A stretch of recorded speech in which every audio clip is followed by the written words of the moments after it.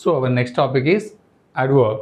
So in the previous we have discussed noun, pronoun and verb, adjective.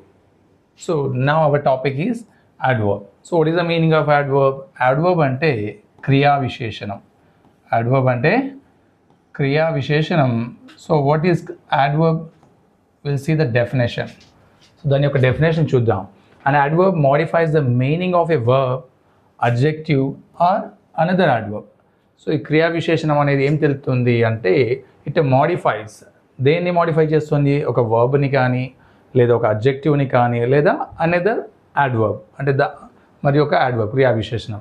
ఒక క్రియ కానీ లేదా విశేషణం కానీ లేదా క్రియా విశేషణం కానీ దాని యొక్క అర్థాన్ని మోడిఫై చేసి చెప్పేదే యాడ్వర్బ్. సో ఈ యాడ్వర్బ్లో కొన్ని రకాలు ఉంటాయి, right? We have kinds of adverbs. So first one is what? Adverbs of time. Adverbs of time అంటే ఏంటిది? సమయాన్ని తెలిపేది. అడ్వర్బ్స్ ఆఫ్ టైమ్ అంటే ఏంటిది? సమయాన్ని తెలిపేది adverb of time. Describes when the action happens. ఇది ఏం తెలుపుతుంది మనకి అంటే ఆ యాక్షన్ అనేది, ఆ వర్క్ అనేది ఎప్పుడు జరిగిందో తెలిపేదే అడ్వర్బ్ ఆఫ్ టైమ్. సో దీన్ని మనం ఎలా ఫైండ్ అవుట్ చేయొచ్చు అంటే by asking the question when. When అనే వర్డ్ ద్వారా అంటే WH క్వశ్చన్ ద్వారా ఆ సెంటెన్స్ని మనం క్వశ్చన్ చేస్తే ఆటోమేటిక్గా మనకి అడ్వర్బ్ ఆఫ్ టైమ్ అనే ఆన్సర్ దొరుకుతుంది. సో మనం ఎగ్జాంపుల్ చూద్దాం. Before, now, yesterday, never. So ఈ వర్డ్స్ అన్నీ ఏంటి అంటే సమయాన్ని తెలుపుతున్నాయి. బిఫోర్ అంటే ముందు, రైట్? నౌ అంటే ఇప్పుడు, ఎస్టర్డే అంటే నిన్న, నెవర్ అంటే ఎప్పుడూ కాదు. అంటే ఇవన్నీ దేన్ని తెలుపుతున్నవి అంటే సమయాన్ని తెలుపుతున్నాయి. సో ఈ సమయాన్ని తెలిపే వర్డ్స్ అన్నిటిని ఏమంటాం మనం? Adverbs of time. So example చూద్దాం. Sentence, he will arrive tomorrow. He will arrive tomorrow. అతడు ఎప్పుడు వస్తాడు? టుమారో, రేపు వస్తాడు, రైట్? టుమారో అనేది ఏంటి? సమయం. ఆ సమయాన్ని మనకి తెలుపుతుంది. అతడు ఎప్పుడు వచ్చే సమయాన్ని తెలిపేది adverb of time. So okay, మనకి ఆడ టైం అనేది మనకి తెలియట్లేదు, రైట్? సో ఏ విధంగా ఫైండ్ అవుట్ చేయొచ్చు అంటే మనం by asking the question when he will come, right? Or when he will arrive. When he will arrive అనగానే ఆన్సర్ ఏమొస్తుంది? టుమారో. సో ఈ టుమారో అనేది ఏమవుతుంది అంటే అడ్వర్బ్ ఆఫ్ టైం. అలా కాకుండా they are coming now. They are coming now. So question, when are they coming అంటే now. They came yesterday. They came yesterday. When they came yesterday. So ఈ విధంగా మనం by using the WH question when అనే question word ద్వారా మనం question చేస్తే ఆటోమేటిక్గా adverb of time అనేది ఆన్సర్ వచ్చేస్తుంది. సో నెక్స్ట్ వచ్చేసి adverbs of frequency. So what is the meaning of adverbs of frequency అంటే it describes how often something happens. అంటే ఒక పని ఎంత తరచుగా జరుగుతుంది లేదా అప్పుడప్పుడు జరుగుతుంది, రైట్? సెల్డమ్, రేర్లీ అంటే మరి రేర్గా జరిగే వాటిని, రైట్? అలాంటి వాటిని తెలిపేది ఏంటిది? Adverbs of frequency. So it describes how often ఎంత తరచుగా జరుగుతుంది అనేది. ఎగ్జాంపుల్, అగైన్ అంటే మళ్ళీ, ట్వైస్ అంటే రెండు సార్లు, ఆల్వేస్ అంటే ఎల్లప్పుడూ, సెల్డమ్, సెల్డమ్ అంటే చాలా తక్కువగా. సెల్డమ్ అంటే ఏంటి? ఇక్కడ చాలా తక్కువగా, రైట్? ఈ విధంగా మనం ఈ వర్డ్స్ని మనం వాడినట్టయితే దాన్ని ఏమంటాం? Adverbs of frequency. ఫ్రీక్వెన్సీ అంటే ఇక్కడ చూడండి, అగైన్ అంటే వన్స్ ఒకసారి అయిపోయింది, మళ్ళీ మనం ఆ పనిని చేస్తున్నాం రెండవసారి. ట్వైస్ అంటే ఒకసారి అయిపోయింది, మళ్ళీ రెండోసారి. ఆల్వేస్ అంటే ఎల్లప్పుడూ. ఇక సెల్డమ్ అంటే చాలా తక్కువ, ఎప్పుడో ఒకసారి చేసేది. సెల్డమ్ అంటే ఏంటిది? ఎప్పుడో ఒకసారి. ఒక ఫ్రెండ్ ఉన్నాడు అనుకోండి, he comes my home seldom, right? Or he seldom comes my home అంటే ఎప్పుడో ఒకసారి మా ఇంటికి వస్తాడు, right? Example, she always finishes her homework on time. ఆమె హోంవర్క్ అనేది ఎప్పుడు ఫినిష్ చేస్తుంది? ఆల్వేస్. ఒకవేళ మనకు ఆల్వేస్ అనే ఆన్సర్ దొరకట్లేదు అనుకోండి, మనం ఏ విధంగా క్వశ్చన్ చేయాలి? How many times, right? How many times finishes her homework on time అంటే always, right? She again finished her homework అన్నాం అనుకోండి. Example, she again finished her homework. మళ్ళీ question, how many times finished అంటే again finish. ఆ విధంగా మనం adverbs of ఫ్రీక్వెన్సీని find out చేయొచ్చు హౌ మెనీ టైమ్స్ అనే క్వశ్చన్ ద్వారా, రైట్? సో నెక్స్ట్ వచ్చేసి adverbs of place. So it describes where the action happens. అంటే దేన్ని వర్ణిస్తుంది? ఎక్కడ పని జరుగుతుందో, రైట్? ఈ డిస్క్రైబింగ్ ఏం వర్ణిస్తుంది? దేన్ని వర్ణిస్తుంది? ఎక్కడ పని జరిగిందో అంటే ఆ ప్లేస్ని, రైట్? ఆ ప్లేస్ని ఫైండ్ అవుట్ చేస్తుంది. ఆ ఆన్సర్ని మనం ఏ విధంగా ఫైండ్ అవుట్ చేయొచ్చు అంటే వేర్ అనే క్వశ్చన్ ద్వారా, రైట్? సో ఎగ్జాంపుల్ చూద్దాం. ఫస్ట్, అవుట్ అంటే బయట, నియర్ అంటే దగ్గర, హియర్ ఇక్కడ, దేర్, అక్కడ, అంటే ఇవన్నీ ప్లేస్ అని తెలుపుతున్నాయి. రైట్. హీ వెంట్ అవుట్ అన్నాం అనుకోండి. ఎగ్జాంపుల్, హీ వెంట్ అవుట్, అతను ఎక్కడికి వెళ్ళాడు, బయటికి వెళ్ళాడు. సో ఇప్పుడు మనం ఆన్సర్ ఫైండ్ అవుట్ చేయాలి. వేర్ హీ వెంట్, క్వశ్చన్ ఏంటి ఇక్కడ, హీ వెంట్ అవుట్ అన్నప్పుడు రైట్, హీ వెంట్ అవుట్ అన్నాం అనుకోండి.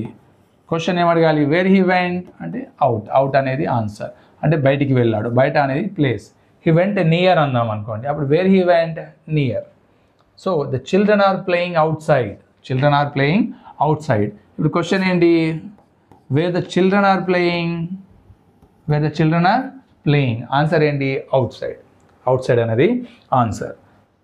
Next adverbs of manner. Manner అంటే ఏంటిది, విధానము లేదా పద్ధతి.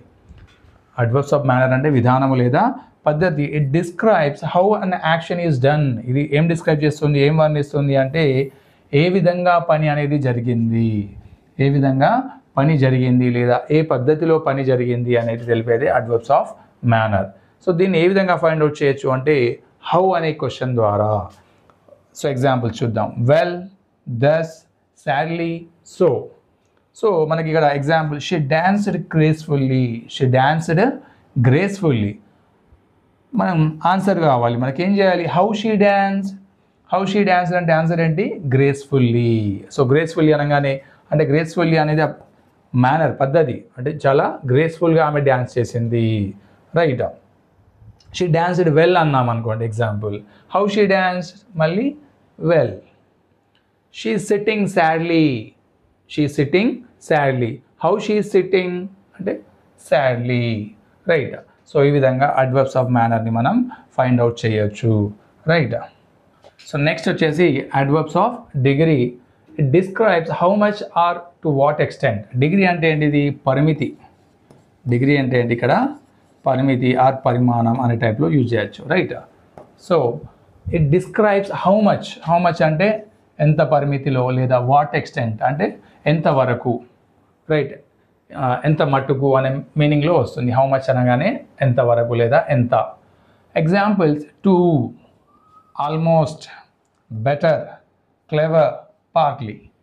సో సెంటెన్స్ మనకి ఏమి ఇచ్చాడు, he is very tired, he is very tired.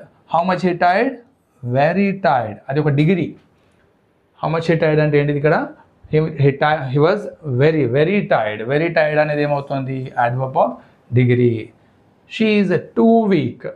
Example, she is two week అన్నాం అనుకోండి. How much she is week అంటే టూ వీక్. టూ అనేది మళ్ళీ ఏమవుతుంది, adverb of degree. Right. He almost reached, he almost reached. How much he reached అంటే almost reached. ఈ విధంగా మనం how much or what extent అనే క్వశ్చన్ ద్వారా అంటే దాన్ని వాడడం ద్వారా అడ్వర్బ్స్ ఆఫ్ డిగ్రీని మనం ఫైండ్ అవుట్ చేయొచ్చు. Next adverbs of reason. Reason అంటే ఏంటిది, it explains why something happens. ఇది ఏం తెలుపుతుంది, ఒక పని అనేది ఎందుకు జరిగింది. రైట్. సో ఏ కారణం ద్వారా, రైట్, దాని యొక్క ఉద్దేశం ఏంటి అనేది తెలిపేదే adverbs of reason.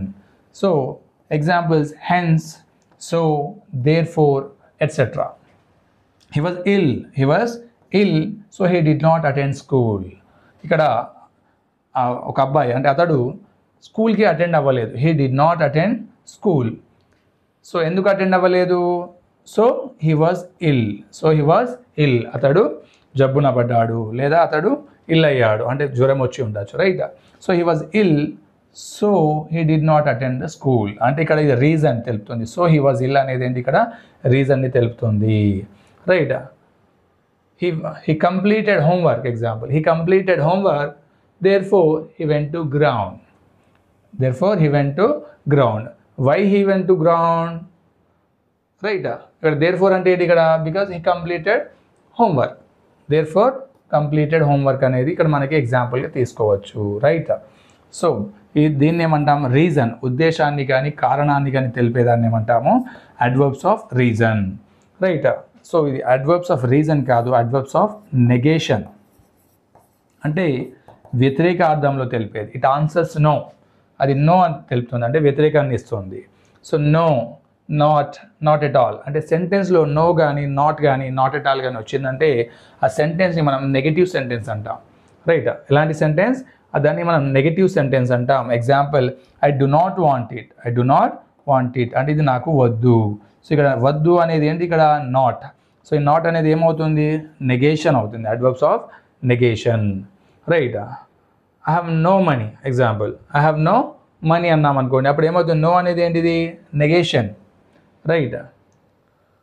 Not at all, not at all అనేది కూడా నెగిటివ్ సెన్స్లోనే మనం వాడుతాము, రైట్. నో, నాట్, నాట్ ఇలాంటివి వచ్చినాయి అంటే ఆ సెంటెన్స్ అనేది నథింగ్ బట్ నెగిటివ్ సెంటెన్స్, అంటే అది పాజిటివ్ కాదు, దాన్ని అడ్వర్బ్స్ ఆఫ్ నెగేషన్ అంటే వ్యతిరేకార్థం అంటాం.